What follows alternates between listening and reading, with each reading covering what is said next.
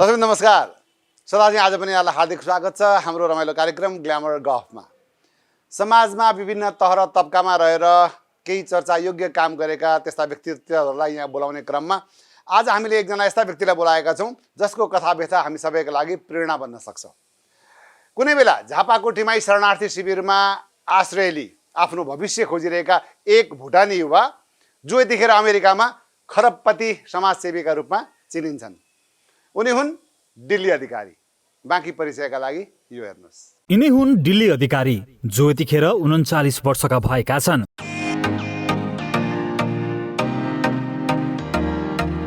दिल्ली 7 वर्षका हुँदा उनलाई लिएर उनका बुवा आमा नेपाल छिरेका थिए र शरणार्थीका रूपमा झापाको टिमाई स्थित भुटानी शरणार्थी शिविरमा आश्रय लिन पुगे। दिल्लीको प्रारम्भिक शिक्षा त्यही शिविरभित्रकै कटेरो स्कुलमा भएको हो। प्रखर बुद्धिका धनी अधिकारी पढाइमा माहिर थिए। प्रखर बुद्धिकै कारण छात्रवृत्तिमा भारतको कालिम्पोङ स्थित कुमुदिनी होम्सबाट +2 र सिलगढीको सिटी कलेजबाट एकाउन्टमा अनर्स गर्दै सिक्किमको मणिपाल कलेजबाट MBA सम्मको अध्ययन गरेका छन् यिनले। पढाइपछि यिनले 3 वर्ष जति शिविर व्यवस्थापन समितिको सचिव भई काम गरे। पछि 2010 मा अमेरिकी पूर्णवास योजना IOM अन्तर्गत अमेरिका पुगे। यतिखेर दिल्ली अधिकारी सपरिवार अमेरिकाको ओहायो राज्यको कोलम्बस भन्ने शहरमा बस्छन्। दिल्ली अधिकारीले आफ्नै शिविर छेउमै रहेको झापा शान्तिनगरकी गोमा सिन्जाली मगरसँग 2059 सालमा अन्तर्जातीय प्रेम विवाह गरेका हुन्। परिवारमा बुवा आमा श्रीमती 2 छोरी र 1 छोरा छन् यिनका। जेठो दाइ भने अहिले पनि भुटानमै छन्। जे होस्, अमेरिकामा सुरुमा ज्याला मजदुरीका रूपमा काम गरेका दिल्ली अधिकारी यतिखेर भने अमेरिकामा खरबपति व्यवसायीका रूपमा चिनिन्छन्। अमेरिकाको विभिन्न राज्यमा 35 वटा जति होम केयर सेन्टर सञ्चालित छन् यिनका। इन्टरनेसनल होम केयरका नाममा खोलिएका उक्त सेन्टरमा लगभग 10,000 जतिलाई त रोजगार नै दिएका छन् र यिनले। शारीरिक रूपमा अशक्त असहायहरूको आश्रयस्थलका रूपमा परिचित यिनको होम केयर सेन्टरमा बच्चादेखि वृद्धसम्म लगभग 7,000 जति परिवारले सेवा लिइरहेका छन् रे। जे होस्, बालबच्चादेखि वृद्धसम्मको सेवा गर्दै नाफामूलक कम्पनी सञ्चालन गरिरहेका दिल्ली अधिकारीले आफ्नो त्यो कम्पनीबाट आर्जित कमाइलाई विभिन्न समाजसेवामा खर्च गरिरहेका छन्। International welfare and support foundation of America नामको यिनको अर्को संस्था पनि छ, जुन संस्थाले नेपालमा रहेका लगभग 7,000 जति भुटानी शरणार्थीलाई आपद विपदमा मात्र सहयोग पुर्याइरहेको छैन, 75 वर्षभन्दा माथिका वृद्धहरूलाई जनही 5,000 का दरले मासिक रूपमा आर्थिक सहयोग पनि गरिरहेको छ। भुटानी शरणार्थी शिविरमा रहेको भुटानी बालबालिकाहरूले राम्रो शिक्षा पाउनुपर्छ भन्ने उद्देश्य सहित लगभग 35 जना जति दक्ष शिक्षक शिक्षिकाहरूको समेत व्यवस्थापन पनि यिनकै फाउन्डेसनले गरिरहेको छ। कोभिडको महामारी बढिरहेका बेला इन्ट्रा फाउन्डेसनले नेपालमा ठूलै धनराशि खर्च गरेको थियो। अभिनेता दिलीप रायमाझी र अर्का अभिनेता रमेश ढुङ्गानाको नेतृत्वमा लगभग 6 करोडको हाराहारीमा खाद्यान्न लगायतका सामग्री वितरण गरेको थियो। अमेरिकामा पनि नेपाली बालबालिकाका लागि शास्त्रीय संगीत र क्लासिकल डान्सको निशुल्क प्रशिक्षणको व्यवस्था पनि यिनकै संस्थाले मिलाएको छ। र अर्को कुरा, गायन तथा नृत्यको रियालिटी सो मेरो भोइस कप USA र मेरो डान्स कप USA नामक रियालिटी सो विगत 4 वर्षदेखि यिनकै संस्थाको आयोजनामा अमेरिकामा सञ्चालित छन्। दिल्ली अधिकारी गीत सङ्गीतमा पनि उत्तिकै रुचि राख्छन्। अहिले पनि त्यस्तै ताल पर्यो भने गीत गाउन थालिहाल्छन्।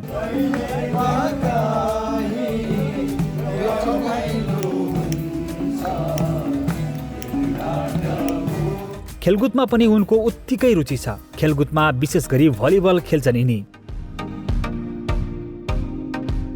केही साता अघि मेरो भोइस कप USA र मेरो डान्स कप USA को उद्घाटन गर्न ठूलो जम्बोटोली सहित काठमाडौँ आइपुगेका अधिकारी यतिखेर भने नेपालका विभिन्न स्थानको भ्रमणमा छन्। आज हामी कुनै खरबपति समाजसेवी दिल्ली अधिकारीसँग समसामयिक विषयमा गफ गर्नेछौँ। आउनुहोस् दिल्ली अधिकारीलाई स्वागत गरौँ। स्वागत छ यहाँलाई। हस् त, नमस्ते। एकजना शरणार्थी भनौँ न, भुटानी शरणार्थी हजुर, जो चाहिँ टिमाई शिविरमा अभावको जिन्दगी हजुर, होइन कसैले दिएकोमा चाहिँ आफ्नो जीवन निर्वाह गरिरहनु भएको यस्तो व्यक्ति आज अमेरिकाको खरबपति नै हो। म आफै चाहिँ त्यो भन्दिनँ। अब अरूले देखेर मूल्याङ्कन गरेर कसरी भन्नुहुन्छ त्यो अरूको नजरमा भर पर्ने कुरा हो। आफै चाहिँ कति भन्नुहुन्छ त अरबपति? म सम्पत्तिसँग जीवनलाई कहिले तुलनै गर्दिनँ, किनभने मलाई त्योसँगको प्रभाव पनि छैन। ममा त्यो खालको स्वभाव पनि छैन। अब जति देखाएको छ, जसले जसरी मूल्याङ्कन गरेछ त्यो आफ्नो ठाउँमा भर पर्छ। तपाईले चाहिँ कति देख्नु भएको छ? कति छ क्या सम्पत्ति? मैले त म आफैले त त्यस्तो त्यो सम्पत्ति भन्दा नि जीवनमा खुसीले बाँच्नलाई पुगेको छ, दुःख परेको मान्छेलाई सहयोग गर्न पुगेको छ, अप्ठ्यारोमा परेका मान्छेहरूलाई साथ दिन पुगेको छ। मेरो लागि जुन ममा भएको विचार भावना छ त्यही नै सबैभन्दा ठुलो सम्पत्ति ठान्छु। त्यही त जति तपाईँलाई पुगेको छ नि, जति अहिले तपाईँले व्याख्या गर्नुभयो नि, हजुर। यी यावत करोडलाई पुगेको छ भन्नुभएको छ नि, हजुर हजुर। यति पुग्दाखेरि मान्छे के हुँदो रहेछ? अरबपति हुँदो रहेछ कि खरबपति हुँदो रहेछ? त्यसमा मैले त्यसलाई चाहिँ लेखाजोखा गरेको छैन अहिलेसम्म। म अरबपति म खरबपति भन्दा त्यो म आफै चाहिँ रुचाउँदिनँ कहिले पनि, किनभने म सम्पत्ति र जीवनलाई कहिले पनि तुलना गर्दिनँ। म अमेरिका जाँदाखेरि जम्मा जम्मी $21 बोकेर गएको मान्छे। जीवनमा मलाई केही पनि चाहिँदैन। मलाई मेरो जुन एउटा मानसिकता छ, जुन एउटा सोच छ, जुन भावना छ समाजप्रतिको, त्यो चाहिँ म खरबपति नै भन्छु। मसँग त्यति धेरै छ भनेर सम्झिन्छु। तर सम्पत्ति, भौतिक सम्पत्तिलाई म मान्यता पनि त्यत्रो धेरै दिँदिनँ र लेखाजोखा पनि त्यस्तो धेरै गर्दिनँ। छन् कम्पनीहरू, धेरैवटा कम्पनीजहरू छन्, अब परबाट देख्दाखेरि ठुलो देखिन्छ, तर म आफैले ममा यो छ भनेर कहिले अनुभव पनि गर्दिनँ र त्यो खालको सोच र त्यो खालको विचार बोकेर कहिले पनि अगाडि बढ्दिनँ। अब यहाँनिर मैले बुझ्नुपर्ने कुरा नि, हजुर जस्तै अब तपाईँले अमेरिकामा होम केयर, हजुर बालबच्चादेखि लिएर वृद्धसम्म हजुर हजुर अशक्त असहायहरूलाई चाहिँ सेवा पुर्याइदिनु भएको छ। हजुर हजुर। अनि त्यो सेवामा पनि यति पैसा हुँदो रहेछ? त्यो सेवा भन्दा नि अब अमेरिकाको त्यो देशको कानुन, त्यो देशको नियम कस्तो हुन्छ भने व्यवसाय दुई किसिमका हुन्छन् व्यवसायहरू। एउटा प्रोडक्ट ओरिएन्टेड भनौँ न, वस्तुगत व्यवसाय हुन्छ भने एउटा चाहिँ सर्भिस ओरिएन्टेड बिजनेस हुन्छ। यो जुन होम केयर भनेको चाहिँ यो सर्भिस ओरिएन्टेड बिजनेस हो, किनभने यो चाहिँ सेवासँग सम्बन्धित। जस्तो हस्पिटलहरू भयो, हस्पिटलले पनि सर्भिस प्रोभाइड गर्छ। हस्पिटलले नि त सेवा नै दिने हो नि त, मान्छेलाई उपचार गर्ने हो। यो पनि त्यही हो, सेवा नै हो। हस्पिटल जस्तै प्रोभाइडर हो यो पनि, र त्यस कारणले गर्दा हस्पिटलले नि त केही न केही आर्थिक आय आर्जन त गर्छ। त्यस्तै हो यो पनि, एउटा सरकारले ल्याएको, जुन सरकार मार्फतबाट चाहिँ सञ्चालित भएको यो संस्था हो र यो सर्भिस ओरिएन्टेड बिजनेसै हो यो। त्यही त, अब तपाईँले त्यसबाट कमाएको सम्पत्ति अहिले नेपालका विभिन्न क्षेत्रमा खर्च गरिनु भएको छ। त्यसबाट उब्रिएको जति पनि आएको प्रफिट हो, त्यो प्रफिटबाट उबारेर चाहिँ हामीले सामाजिक सेवामा लगानी गरिरहेका छौँ, भन्नाले सहयोग गरिरहेका छौँ अहिलेसम्म। हजुर सेवामा, हजुर। सामाजिक सेवामा चाहिँ कति जति पैसा खर्च भइसक्यो होला तपाईँको? हामीले अहिलेसम्म अब विभिन्न किसिमका सेवाहरू गरेका छौँ। खेलकुदलाई प्रत्येक वर्ष लगभग 2-4 लाख रुपियाँ पैसा खर्च गरे हुन्छौँ, अमेरिकन डलर 2-4 लाख रुपियाँ खेलकुदको लागि त्यो क्षेत्रमा गरे हुन्छौँ। 2-4 लाख रुपियाँ पैसा चाहिँ यता साङ्गीतिक कार्यक्रमहरूको लागि, विशेष गरी चाहिँ नेपाली सङ्गीतलाई जगेर्ना गर्ने हिसाबले हामीले त्यतापट्टि खर्च गरेका हुन्छौँ। र 2-4 लाख रुपियाँ पैसा हामीले चाहिँ समाजमा विपत्ति परेका मान्छेहरूलाई सहयोग गरेका हुन्छौँ।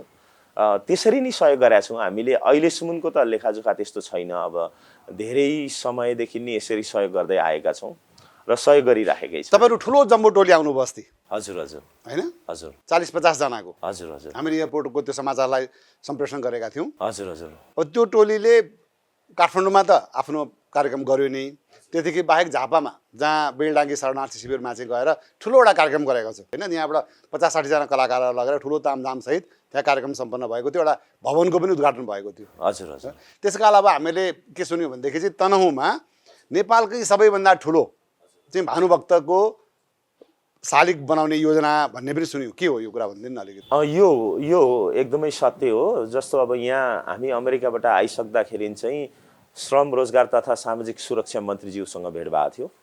नेपाल र नेपालीहरूको लागि यति धेरै महत्त्वको विषयमा गफ भए पछाडि भानुभक्तको जुन एउटा स्मृतिको लागि चाहिँ हामीले केही गर्न सकिन्छ भने केही गरौँ भन्ने खालको कुरा उठिसके पछाडि उहाँले त्यो विषयमा, त्यो प्रसङ्गमा कुरा ल्याए पछाडि चाहिँ ठिक छ, भानुभक्त जन्मस्थलमा भ्रमण गर्छौँ हामी, र भ्रमण गरेर संसारमा रहेको भानुभक्तको मूर्ति जुन अथवा शालिग भन्दाखेरि अझै ठुलो शालिग हामी इन्टर फाउन्डेसनले जुन ठाउँमा जन्म भएको थियो त्यही ठाउँमा हामी निर्माण गर्छौँ भनेर हामीले निर्णय गऱ्यौँ। र उहाँको घर पनि लडेको छ, त्यो जुन एकदम भग्न अवस्था छ, पुरै घर लडेको छ। त्यहाँनिर चाहिँ अब शालिगहरू केही पनि छैन, र त्यहाँ चाहिँ इन्टर फाउन्डेसनले चाहिँ संसारको सबैभन्दा ठुलो भानुभक्तको शालिग चाहिँ बनाउने भनेर। संसारकै सबैभन्दा ठुलो, संसारको भानुभक्तको जति भानुभक्तका शालिग जहाँ जहाँ जति छन् बनेका छन् ती मध्येको सबैभन्दा ठुलो शालिग कत्रो हुन्छ त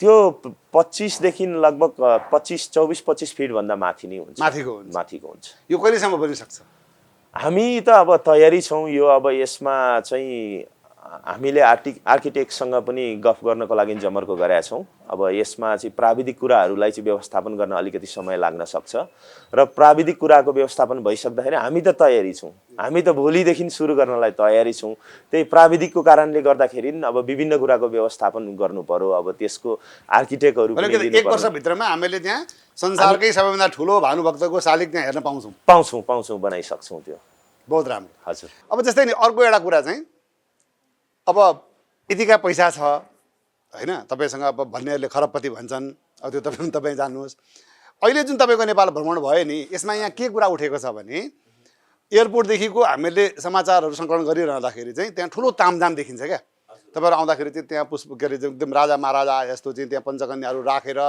पुरा त्यहाँ युवा युवतीहरू जम्मा पारेर पुरा त्यहाँ ब्यानरहरू राखेर फुलमालाले चाहिँ तपाईँहरूलाई पुरेको देख्यौँ क्या हामीले जहाँ जहाँ तपाईँ जानुभयो त्यहाँ त्यस्तै सिनेरियो देखियो र यो सबै चाहिँ पैसा बोलेको हो धन तपाईँको सम्पत्ति बोलेको हो सम्पत्तिको आडमा गरिएको हो प्रायोजित हो नियोजित हो भन्छन् नि के हो त यो चाहिँ बिल्कुलै होइन किनभने मैले त अझै के पनि भन्ने गरेको छु भने यो सम्मान मलाई आवश्यकता छैन किनभने म स्वतन्त्र र सामान्य जिन्दगी बिताउन चाहन्छु जहिल्यै पनि किनभने मलाई त्यो मान सम्मानको आवश्यकता पनि छैन किनभने मलाई मान सम्मान गरिन्छ त मेरो कर्मलाई हेरेर गरिन्छ सम्पत्तिलाई हेरेर म भन्दा त अरबौं अरब सम्पत्ति धेरै कमाउने मान्छे पनि हुनुहुन्छ नि त नेपालमा के म भन्दा धनी मान्छे हुनुहुन्न र संसारभरि म भन्दा धनी मान्छेहरू हुनुहुन्न र अमेरिकामा बस्ने म भन्दा 20औं वर्ष अगाडि गएर बसेका व्यवसायीहरू हुनुहुन्न र धेरै हुनुहुन्छ नि त तर मान्छेको सम्पत्ति र व्यक्तिलाई मान्यता गर्ने होइन उसको कर्मलाई चाहिँ मान्छेले इज्जत गर्ने कर्मलाई सम्मान गर्ने हो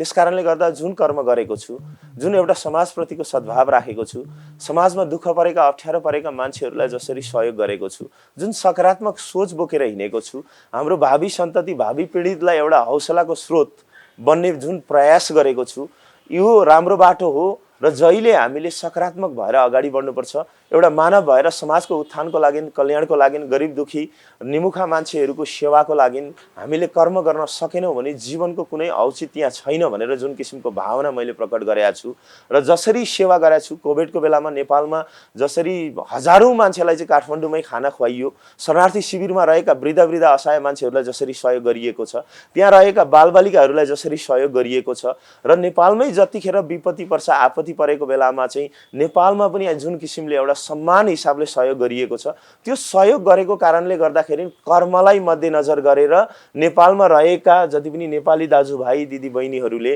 उहाँहरूले इन्टर फाउन्डेसनलाई नजिकबाट चिन्नु भएको छ बुझ्नु भएको छ र उहाँहरूले म आउँदै गर्दाखेरि चाहिँ जुन मेरो सत्कर्मलाई देखेर चाहिँ उहाँहरूले स्वागत गरेको हो सम्मान गरेको हो स्वतःस्फूर्त रूपमा उहाँहरूले मैले कसैलाई पनि मलाई सम्मान गर्नुहोस् यो पैसा बोलेको जो मान्छेले त्यसरी यो पैसाले गर्दा पैसाको जुन एउटा प्रभावले गर्दा गरिएको भन्ने खालको जो मान्छेले बोलेको छ त्यो चाहिँ भावनाबाट होइन होला प्रतिशोधको कारणले गर्दाखेरि चाहिँ उहाँले बोलायो होला एउटा प्रगतिको जुन गरेको कर्मलाई डाहा गरेको जुन एउटा मानवीय सोचबाट टाढा हुनुहुन्छ जो मान्छे स्वार्थी हुनुहुन्छ जसले अर्काको दुःखलाई जिन्दगीमा हेर्नु भएको छैन त्यो मान्छेले आलोचना गर्न खोजेको होला जस्तो लाग्छ किनभने मैले आजसम्म कुनै मान्छेलाई पनि तपाईलाई थाहा छ म ट्र्यास टिप्छु म बारीमा ट्र्याक्टर कुदाउँछु म बारीमा गएर कोदालो खन्छु म बाटोमा हिँड्ने एउटा सानो बालकदेखि लिएर वृद्ध मान्छेसँग उत्तिकै मिलेर हिँड्छु म साथीभाइसँग खेलकुदमा साना भाइहरूसँग गएर फुटबल खेल्छु म भलिबल खेलिराखेको हुन्छु दिनै भलिबल प्र्याक्टिस गर्न गइराखेको हुन्छु ममा त्यो खालको सोच मलाई सम्मान हुनुपर्छ भन्ने कहिले पनि छैन बरु मलाई यो नगर्नुहोस् यो सम्मानको मलाई खाँचो छैन भनेर म जहिले हिँड्छु तर उहाँहरूले गर्नुहुन्छ कसैले सम्मान गर्नुहुन्छ कसैले इज्जत गर्नुहुन्छ कि मैले शरणार्थी शिविरमा रहेका विभिन्न धार्मिक सङ्घ संस्थाहरूलाई आउनुहोस् तपाईँ च्याब्रुङ बोकेर आउनुहोस् तपाईँ झ्याली बोकेर आउनुहोस् मलाई सम्मान गर्न भनेर भनेको थिइनँ नि त जस्तो पथरीमा त्यहाँको पथरीको युवा क्लबले चाहिँ पथरी शनिसरे कोची जुन युवा क्लबले चाहिँ त्यहाँ प्रिमियर लिगले उहाँहरूलाई म चिन्दिनँ जिन्दगीमा उहाँहरूले बोलाएर स्वागत गर्नुभयो विभिन्न सांस्कृतिक बाजासँग स्वागत गर्नुभयो स्वागत गर्नुको कारण के हो त भन्दाखेरि युवाहरूलाई पनि त्यतिकै समेटेको छु, वृद्धलाई पनि त्यतिकै समेटेको छु। त्यस कारणले गर्दा उहाँहरूले स्वागत गर्नुहुन्छ। जो मान्छेलाई मैले चिनेकै छैन उहाँहरूले स्वागत गर्नुहुन्छ। बाटोमा हिँड्दा दुःख परेको मान्छे, एउटा असहाय मान्छे सडकमा बसेर दुई हात फैलाइरहेछ, मागिरहेछ, त्यो मान्छेलाई गएर मसँग मेरो गोजीमा छ भने म दिन्छु र ऊ खुसी भएर धन्यवाद भन्छ, तपाईँ महान हुनुहुन्छ भन्छ भने मेरो गलत होइन नि त्यो। मैले कुकर्म गरेको होइन नि त। जति पनि यहाँको नेपालमा रहँदाखेरि, नेपालमा आउँदाखेरि जुन प्रकारको यहाँले स्वागत सम्मान पाउनुभयो, जसरी बाहिर कुरा काटियो त्यो सबै होइन, यी हल्लाहरू हामीले सुनेका हो। तपाईँको त्यस्तो केही होइन होइन प्रायोजित होइन? होइन होइन मेरो मसँग मलाई त्यो विषयमा त म त आज जिन्दगीमा अहिलेसम्म अमेरिकामा पनि म कहिले पनि त्यो खालको सम्मान कहिले पनि खोज्दिनँ, कहीँ पनि कहिले खोज्दिनँ। म त्यो खालको सम्मान खोज्ने खालको मान्छे नै छैन र म साधारण जिन्दगी उच्च विचारमा जिउने मान्छे हुँ। मलाई त्यो सम्मान चाहिन्छ, म ठुलो मान्छे हुँ, ममा त्यो अहमता छैन। किनभने मसँग नजिकबाट काम गर्ने, प्रत्यक्ष हिसाबले काम गर्ने हजारौँ मान्छेसँग सोध्नु भयो भने पनि ममा त्यो खालको अहमता छैन। लाई कति मान्छेले त तपाईँ त्यो पोजिसनको, त्यो लेभलको मान्छे, तपाईँ एउटा कम्पनीको प्रेसिडेन्ट, सिइओ, विभिन्न सङ्घ संस्थामा काम गर्नुहुन्छ, तपाईँ एउटा साधारण काम गर्ने मान्छेहरूसँग गएर किन घोलमेल भएर उत्तिकै मिलेर काम गर्नुहुन्छ?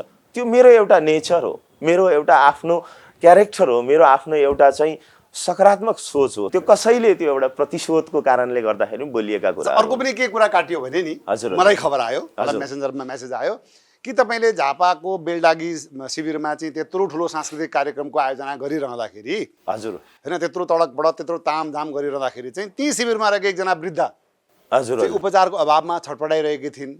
हजुर अन्ततः यतिखेर त उहाँको मृत्यु भइसकेको छ भन्ने कुराहरू आयो। के हो यो कुरा? त्यो विषयमा अब हामीबाट आइपुगेको, मबाट आइपुगेको, कसैलाई त्यस्तो अप्ठ्यारो परेको छ, कसैलाई दुःख परेछ, कोही मान्छे बिरामी हुनुहुन्छ भने इन्टर फाउन्डेसनले हामीले त्यहीँ शरणार्थी शिविरमा आएर पनि हामीले एकजना बिरामीलाई, त्यो अवस्थाको बिरामीलाई भेटेर 2 लाख रुपियाँ खर्च सहयोग गरेका छौँ। हामीबाट आइपुगेन, हामीले त छाप्राभित्र कसलाई के छ भनेर घर घरमा जाने कुरा पनि भएन। किनभने शिविर व्यवस्थापन समितिले र त्यहाँ रहेका जति पनि शिविरमा रहेका मान्छेहरूले त्यस्तो समस्या हामीबाट ल्याएको कुराहरूमा हामीले सहयोग गर्दैनौँ, हामीले सहयोग नगर्ने भन्ने खालको कुरा कहिले पनि गरेका छैनौँ। जो मान्छेलाई दुःख परेछ, जसलाई अप्ठ्यारो परेछ, हामीले प्रत्येक मान्छेलाई सहयोग गरेका छौँ। अब हामीसँग आउँदैन, हामीले नबुझेको कुरो, हामी त्यो विषयमा अज्ञान छौँ, त्यो विषयमा हामीसँग कुनै पनि किसिमको जानकारी आएको छैन भने त कसरी सहयोग गर्नु र? हामीबाट आएको जानकारी छ भने त हामीले जानकारी दिदी हामीलाई सहयोग गर्नुहोस्, यहाँ यस्तो छ, यसरी चाहिँ बिरामी हुनुहुन्छ, सहयोग नपाएर उहाँ चाहिँ एकदम दुःख पीडामा छटपटाइराख्नु भएको छ भन्दा भन्दै सहयोग नगरेको भए पो त्यो विषयमा हो हामी स्वार्थ भएको, जहाँ कि हामीलाई त्यो विषय नै थाहा छैन या हामीलाई थाहा छ र हामीले सहयोग गरेको पनि हुन सक्छ।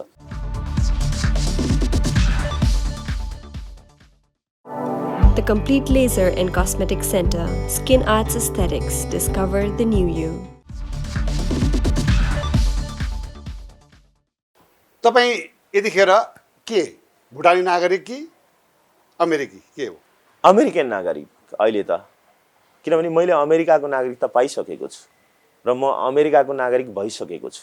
भुटानसँगको त मेरो कुनै पनि केही पनि प्रमाणपत्र छैन नि त, म त अमेरिकन नागरिक हो। भनेपछि यतिखेर अमेरिकी नागरिक तपाईँ? हजुर हजुर। गर्व लाग्छ? गर्व लाग्छ। सुरुमा जाँदाखेरि त के होला कस्तो होला भन्ने एउटा चाहिँ एक किसिमको दुःख लागेको थियो। बाँचे हाम्रो नेपाली संस्कार, नेपाली संस्कृति, नेपाली परम्परालाई जगेर्ना गर्न सकिन्छ कि सकिँदैन, त्यहाँको संस्कार के छ, त्यहाँको विधान के छ, त्यहाँको चाहिँ परम्परा, त्यहाँको वातावरण कस्तो छ भन्ने विषयमा हामी एकदमै अन्योलमा थियौँ।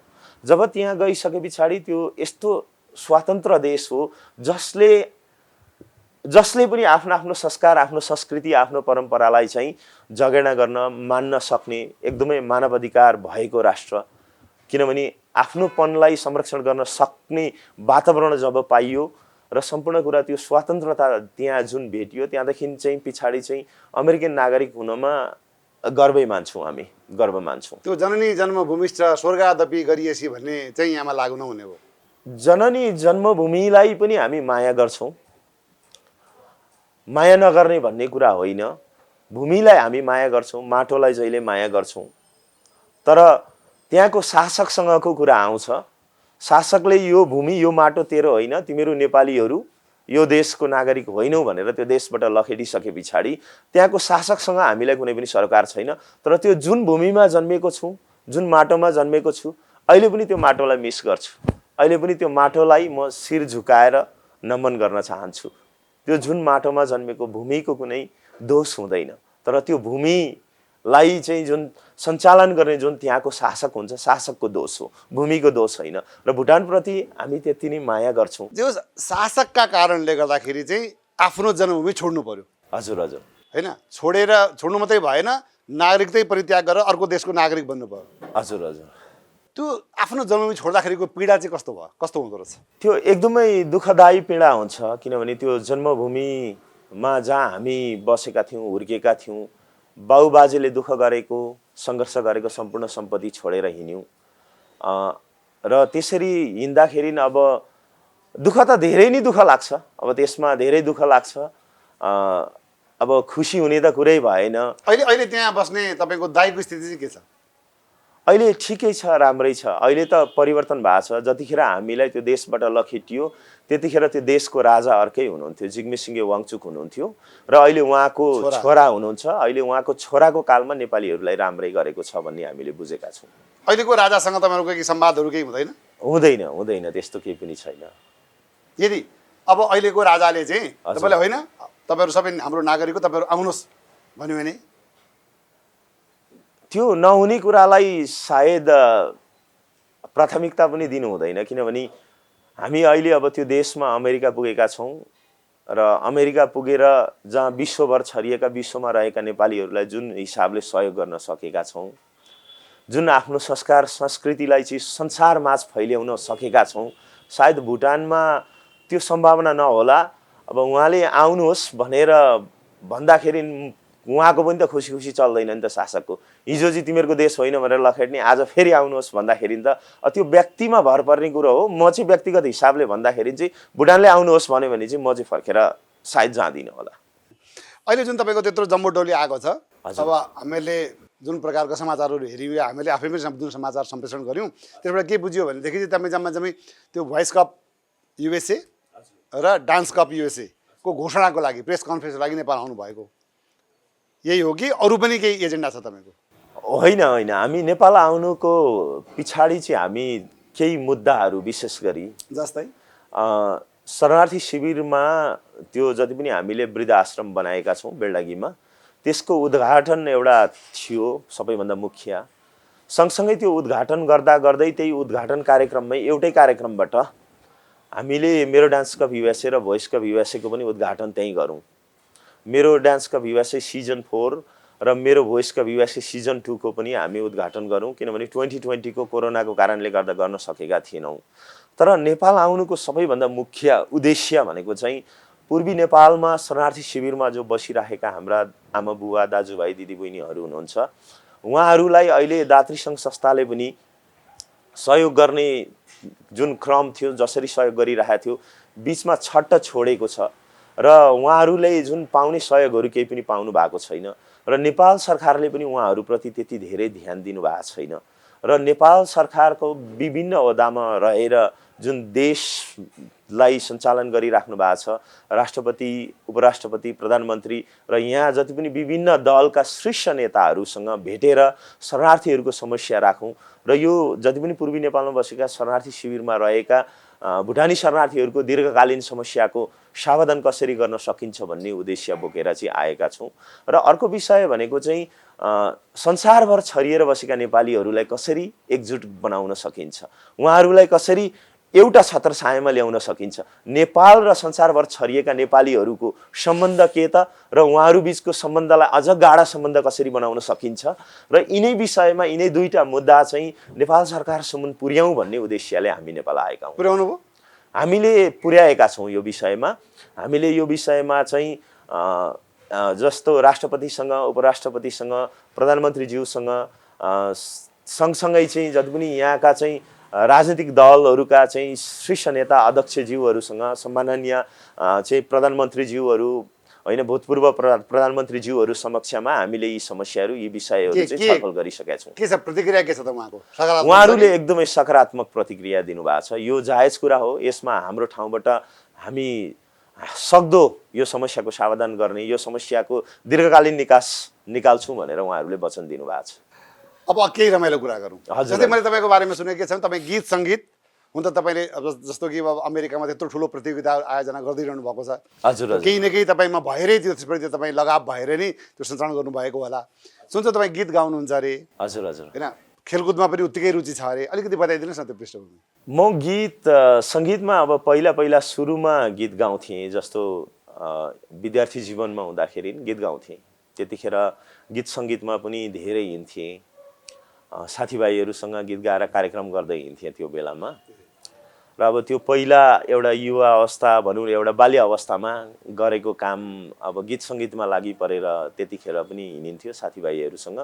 खेलकुदमा पनि त्यतिकै रुचि, अब भलिबलहरू अब धेरै खेल्थेँ म, विशेष गरी खेलकुदमा पनि त्यतिकै। अब म आफै पनि खेलाडी र अब गीत सङ्गीतमा पनि म आफै पनि त्यो क्षेत्रमा भएको कारणले गर्दाखेरि अब त्यो क्षेत्रमा लाग्दाखेरिको फाइदा र बेफाइदा नजिकबाट मैले देखेको छु र नजिकबाट त्यो अनुभव पनि गरेको छु। त्यस कारणले गर्दाखेरि नै युवा भाइ बहिनीहरूलाई गीत सङ्गीतमा खेलकुदमा लागि पर्नुपर्छ भनेर म बढी मात्रामा प्राथमिकता दिन्छु। आज अब नेपाल आएको मौकामा अब त्यो पहिलाको एउटा पुनर्ताजगी भन्छ नि, त्यो गरौँ त एकचोटि गाएर केही गाउनुहोस् न हाम्रो लागि। म आफैले गाएको पीडा भन्ने एल्बमको एउटा गीत छ। एल्बम पनि निकाल्नु भएको छ? मैले केही गीतहरू एल्बममा गाएको छु र यो गीत थोरै सुनाउँछु। मेरो जात हो नेपाली, यो मन हो नेपाली, मेरो सान हो नेपाली, यो तन हो नेपाली, देश बेचिआको होइन, जाति बेच्या छैन, आफ्नै पौरखमा बाँच्छौँ, धर्म बेच्या छैन, इमान बेच्या छैन। वाह, कस्तो राम्रो। अब कार्यक्रमको हामी लगभग अन्ततिर आएका छौँ होइन? हजुर हजुर अब जान एउटा रमाइलो सेगमेन्ट हो यो चाहिँ, यसलाई अन्यथा नलिनु होला। हजुर हजुर हामी दुईटा अप्सन दिन्छौँ, एउटा छान्नुपर्ने हुन्छ। सेगमेन्टको नाम चाहिँ धर्म सङ्कट हो। ए हजुर हजुर सुरु गरौँ। हुन्छ हुन्छ हुन्छ। नेपालका दुई अभिनेता जुन चाहिँ तपाईँसँग सम्बन्धित छन्, हजुर हजुर अभिनेता दिलीप रायमाझी कि अर्का अभिनेता रमित ढुङ्गाना मध्ये एकजना छान्नु पर्यो। रमित ढुङ्गाना। रमित ढुङ्गाना। रमित ढुङ्गाना तपाईँको संस्थाको अहिलेको नेपालको गुडविल एम्बेसेडर। Goodwill ambassador. उहाँले तलब पनि पाउनुहुन्छ? पाउनुहुन्न। तपाईँका संस्थाका, तपाईँका फाउन्डेसनका दुई प्रमुख व्यक्तिहरू गोपाल धिताल कि मेघ सुवेदी? मेघ सुवेदी। मेघ सुवेदी। यसै गरी अर्का दुई तपाईँका दायाँ बायाँ हातहरू हजुर। रुद्र बानिया कि केशव आचार्य? केशव आचार्य।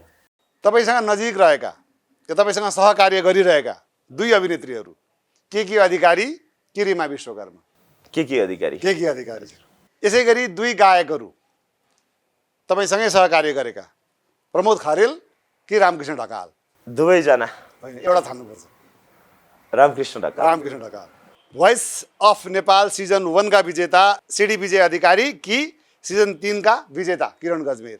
सिडी विजय। नेपालका दुई पूर्व प्रधानमन्त्रीहरू। हजुर। हाम्रा नेताहरूसँग कतिको साँठगाँठ छ तपाईँको? मेरो त्यत्रो धेरै साँठगाँठ छैन। छैन। पूर्व प्रधानमन्त्री द्वय पुष्पकमल दाहाल प्रचण्ड कि केपी शर्मा ओली? दुवैजना भन्न मिलेन। केपी शर्मा ओली। केपी शर्मा ओली। वर्तमान प्रधानमन्त्री शेरबहादुर देउवा कि राष्ट्रपति विद्यादेवी भण्डारी? विद्यादेवी भण्डारी। विद्यादेवी भण्डारी। तपाईँकै संस्थामा आबद्ध दुई व्यक्तिहरू नृत्य निर्देशक शङ्कर विशी कि राजेश खतानी? शङ्कर विशी। अन्तिममा डान्स कप कि भोइस कप? तपाईँका दुई आयोजनाहरू। Dance cup. Dance cup. हस्, धेरै धेरै धन्यवाद कार्यक्रममा जुन समय दिनुभयो। हजुर। र अर्को हप्ता जाँदै हुनुहुन्छ, यहाँलाई शुभयात्रा पनि। हजुर। धेरै धेरै धन्यवाद यहाँलाई। हस् त। हस् त, यहाँलाई पनि धेरै धेरै धन्यवाद। आजको हाम्रो यो गफ यहाँलाई के कस्तो लाग्यो कृपया सुझाव सल्लाह दिनुहोला। र जाँदै हामीलाई जसले यो सेट प्रोभाइड गरिदिएको छ बारदरी परिवारलाई विशेष धन्यवाद छ। र आगामी साता अर्को नयाँ पाहुनाका साथमा फेरि हामी प्रस्तुत हुनेछौँ। तबसम्मलाई मलाई र मेरो इन्टायर टिमलाई बिदा दिनुहोस्। जय होस्।